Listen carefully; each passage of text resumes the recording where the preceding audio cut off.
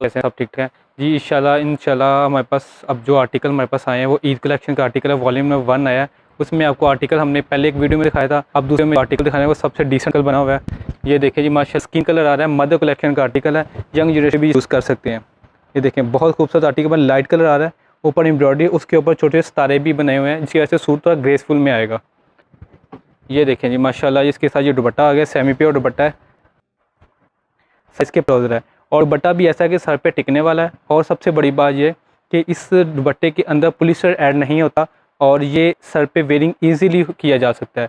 और सबसे बड़ी बात एक और आपको बता दूं कि अभी हमारे 20-21 रमज़ान को हमारा डिस्काउंट स्टार्ट होने वाला है, तो काइंडली जितने भी फॉलोअर्स हमारे हैं हमारे पास शॉपिंग करने के लिए लाजमी आएँ। हमारी ऑल सिटीज़ में हमारी शॉप भी अवेलेबल है और इसके अलावा आप चाहें तो इसके अलावा हमारे पास और भी काफ़ी कैटेगरी आती है, तो इसलिए आप हमारे अकाउंट को फॉलो भी करें और जितना जल्दी हो सके शॉपिंग करने के लिए भी आएँ और ईद की खुशियों में खुद को भी शामिल करें और हमें भी इस वीडियोस के साथ शामिल करें। थैंक यू, बहुत शुक्रिया। अल्लाह।